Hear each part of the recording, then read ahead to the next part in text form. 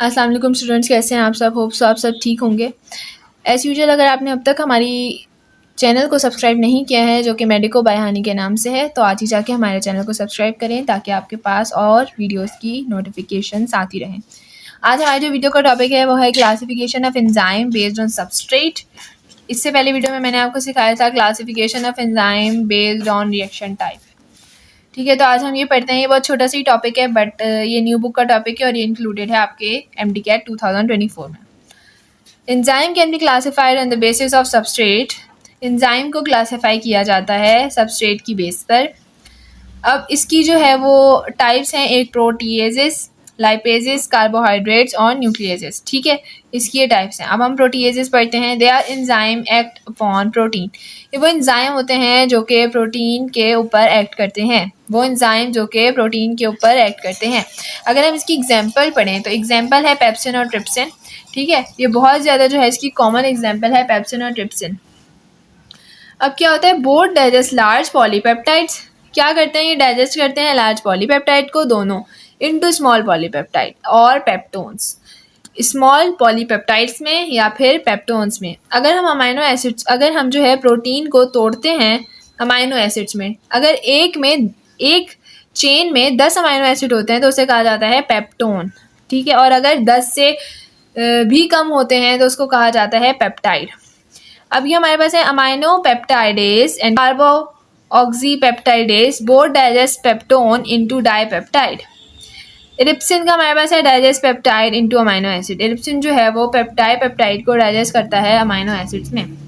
Next हमारे पास है lipases. These enzyme hydrolyze lipids into fatty acids and glycerol। ये एंजाइम क्या करते हैं, ये हाइड्रोलाइज करते हैं किसको, लिपिड्स को, इनटू फैटी एसिड्स और ग्लाइसरोल में। इसकी एग्जांपल है पैनक्रिएटिक लाइपेज। पैनक्रिएटिक लाइपेज भी क्या करता है, हाइड्रोलाइज करता है लाइपेड को फैटी एसिड्स और ग्लाइसरोल में। अब हम कार्बोहाइड्रेट्स देखते हैं कि कार्बोहाइड्रेट्स क्या है। These enzyme cause breakdown of carbohydrates। जो कार्बोहाइड्रेट एंजाइम है वो ब्रेकडाउन कार्बोहाइड्रेट में काम आते हैं, ब्रेकडाउन ऑफ कार्बोहाइड्रेट में काम आते हैं। एग्जाम्पल क्या है, अमाइलेज और सेल्यूलोज। ठीक है, अब क्या हो रहा है, कार्बोहाइड्रेट को ब्रेक करें। कैसे, स्टार्च को ब्रेक करता है माल्टोज में, कौन, अमाइलेज। ये चीज़ याद रखनी है, बहुत ज़्यादा पूछी जाती है MCQs में। स्टार्च को ब्रेक डाउन करता है माल्टोज में अमाइलेज, और सेल्यूलोज को ब्रेक डाउन करता है सेल्यूबियोज में सेल्यूलोज। ठीक है, ये चीज़ आपने याद रखनी है। इसी तरीके से हमारे पास 3 और हैं। माल्टोज जो है वो क्या करता है, माल्टोज को ग्लूकोज में ब्रेक करता है। ठीक है, और सक्रोज जो है वो सक्रेज को ग्लूकोज प्लस फ्रक्टोज में ब्रेक डाउन करता है। इसी तरीके से अगर हम लैक्टोज को देखें तो लैक्टोज जो है वो लैक्टोज प्लस ग्लूकोज में ब्रेक डाउन करता है। ये वो एंजाइम होते हैं जो कार्बोहाइड्रेट के ब्रेक डाउन करवाते हैं। अब हमारे पास है nucleases. These are involve in the break down of DNA and RNA। Nucleases क्या होता है, ये वो एंजाइम है जो कि ब्रेक डाउन ऑफ DNA या फिर RNA में काम आता है। इसकी भी हमारे पास जो टाइप्स हैं वो 3 हैं, RNases, DNases और ATPases।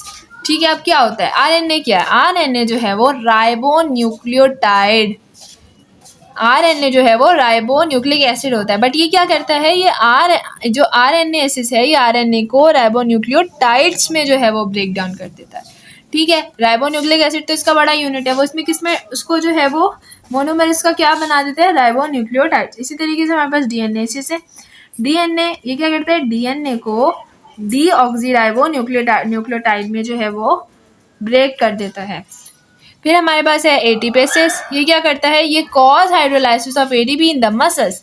ये क्या करता है, ATP को तोड़ने में मसल्स के अंदर काम आता है। तो अगर आपको वीडियो समझ आई हो तो कमेंट में जाकर यस लिखिएगा, वीडियो को लाइक करें, शेयर करें, चैनल को सब्सक्राइब करें। शुक्रिया।